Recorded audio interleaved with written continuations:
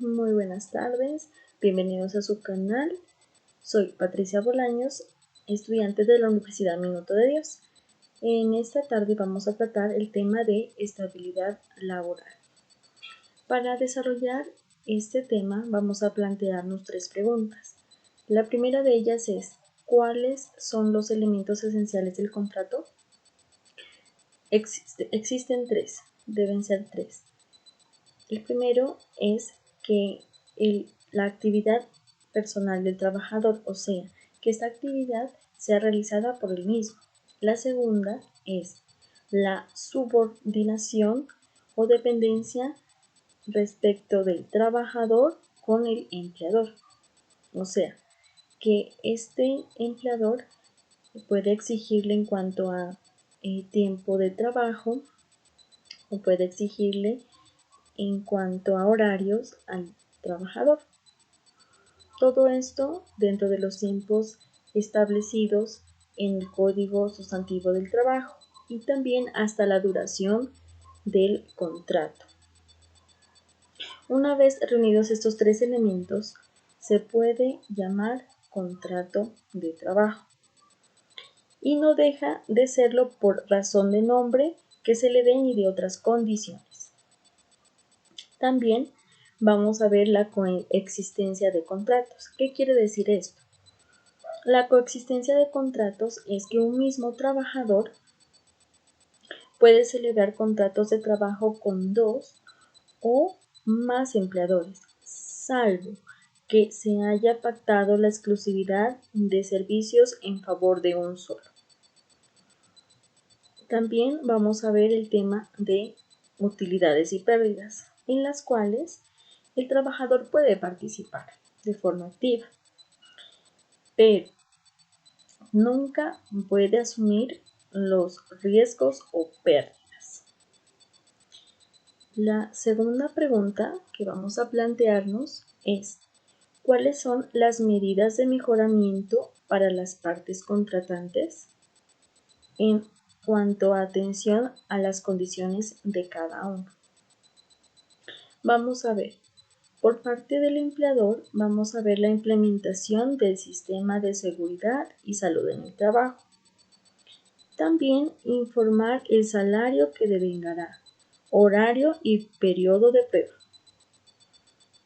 Vamos a ver que debe existir el reconocimiento del tiempo extra laborado y reconocimiento de recargos.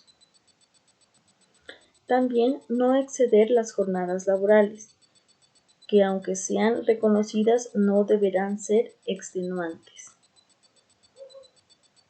porque tienen unas sanciones. Cumplimiento de las fechas establecidas para la remuneración. En caso de despido, notificar la verdadera razón del hecho. Darle la oportunidad al trabajador de demostrar la capacidad de desempeño en su labor.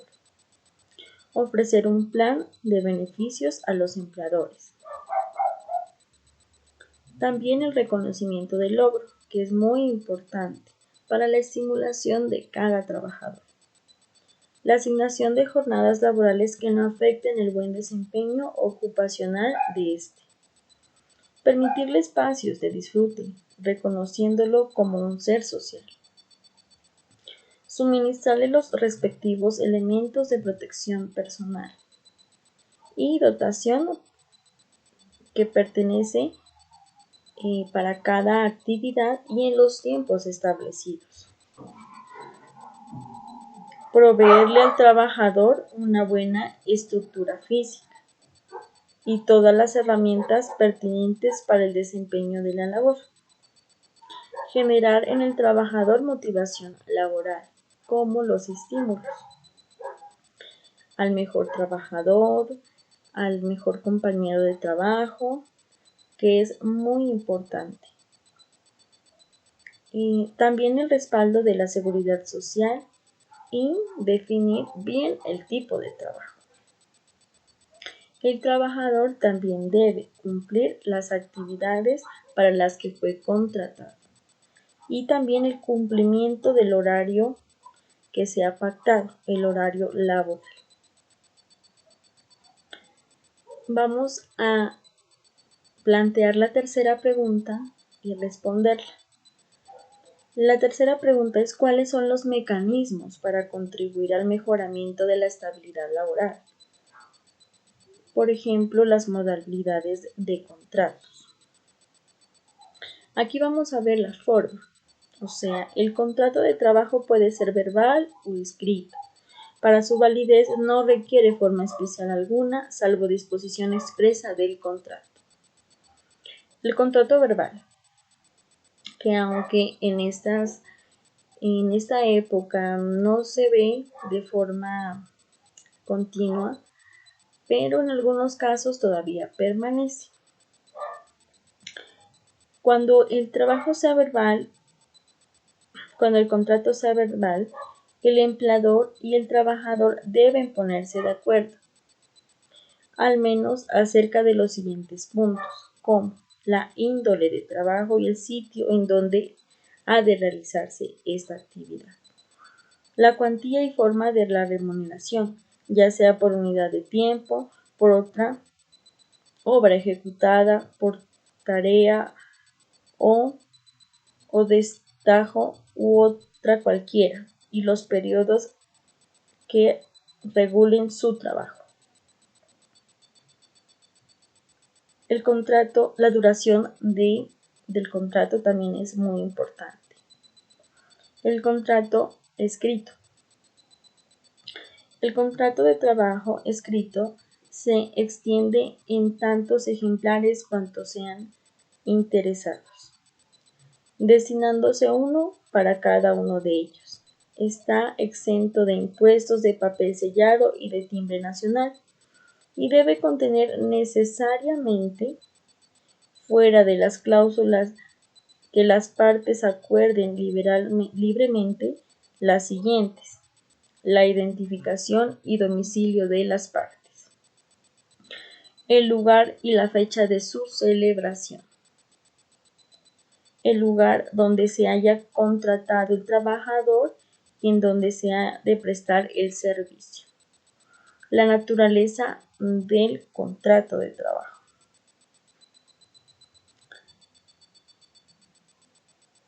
la cuantía de la remuneración, su forma y periodos de pago, la estimación de su valor en caso de que haya suministros de habitación y alimentación como parte del salario, que también pueden existir y están permitidos, y la duración del contrato, su desahucio o terminación.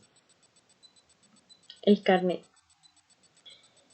Las empresas podrán, a su juicio y como control e identificación del personal que le preste servicios a sus distintas modalidades, expedirles a sus trabajadores, contratistas y su personal y a los trabajadores en misión un carnet en donde conste, según corresponda, el nombre del trabajador directo, con el número de cédula y el cargo que desempeña en la entidad. Tratándose de contratistas, el de las personas autorizadas por este o del trabajador en misión, precisando en esos casos el nombre o razón social de la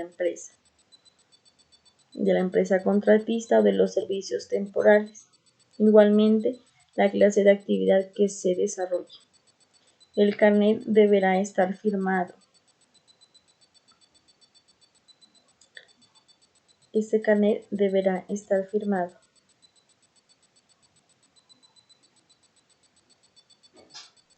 El Ministerio de Trabajo puede prescribir como obligatorio en las empresas que juzgue conveniente el empleo de un carnet o libreta que deba expedir el empleador a sus trabajadores al formalizar el contrato,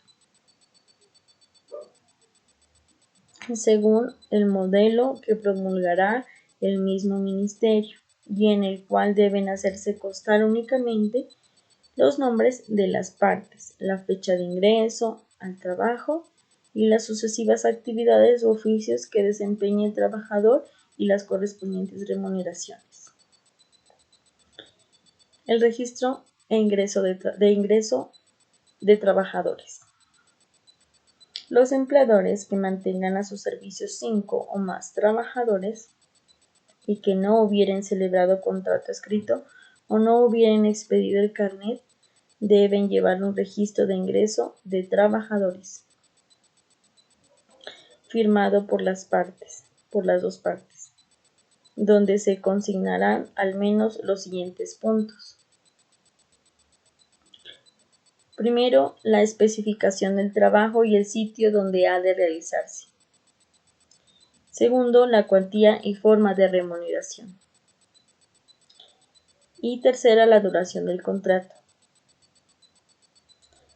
Si durante la vigencia del contrato se modifican alguna o algunas de las especificaciones antes dichas, estas modificaciones deben hacerse constar en el registro separado con referencia a las anteriores. De estos registros debe expedirse copia a los trabajadores cuando lo soliciten. El registro de ingreso puede extenderse y firmarse en forma colectiva cuando se contratan a la vez varios trabajadores. Certificación del contrato. Cuando se ocupen menos de 5 trabajadores y no se haya celebrado contrato escrito, los empleadores, a solicitud de los trabajadores, bien directamente o por conducto de las autoridades administrativas de trabajo, deben expedir una certificación del contrato en donde hagan constar, por lo menos, nombre de los contratantes, fecha inicial de la prestación del servicio, naturaleza del contrato y su duración. Si el empleador lo exige, al pie de la certificación se hará constar la declaración de conformidad del trabajador o de sus observaciones. Continuamos con las cláusulas ineficaces, en las cuales en los contratos de trabajo no producen ningún efecto las estipulaciones o condiciones que desmejoren la situación del trabajador en relación con lo que establezca la legislación del trabajo, los respectivos fallos arbitrales, pactos, convenciones colectivas y reglamentos de trabajo, y las que sean ilícitas o ilegales por cualquier aspecto. Pero a pesar de la ineficacia de estas estipulaciones, todo trabajo ejecutado en virtud de ellas, que constituya por sí mismo una actividad lícita, da derecho al trabajador para reclamar el pago de sus salarios y prestaciones legales por el tiempo que haya durado el servicio, hasta que esa ineficacia se haya reconocido o declarado judicialmente. Cláusula de no concurrencia. La estipulación por medio del cual el trabajador se obliga a no trabajar en determinada actividad o a no prestar sus servicios a los competidores de su empleador una vez concluido su contrato de trabajo, no produce efecto alguno. Sin embargo, es válida esta estipulación hasta por un año cuando se trate de trabajadores técnicos, industriales o agrícolas, en cuyo caso debe pactarse por el periodo de abstención una indemnización que en ningún caso puede ser inferior a la mitad del salario. Vamos y continuemos con la duración. En este tema de la duración nos habla de que el contrato de trabajo puede celebrarse por tiempo determinado, por el tiempo que dure la realización de una obra o labor. una obra o labor determinada.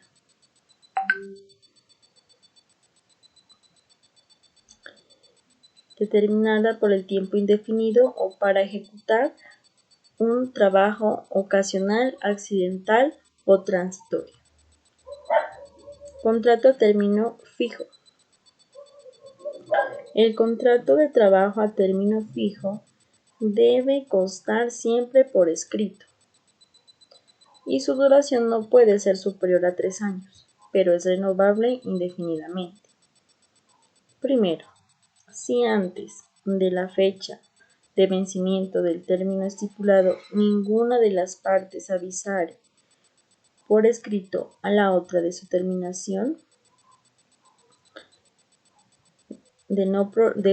determinación de no prorrogar el contrato con una antelación no inferior a 30 días, este se entenderá renovado por un periodo igual al inicialmente pactado y así sucesivamente.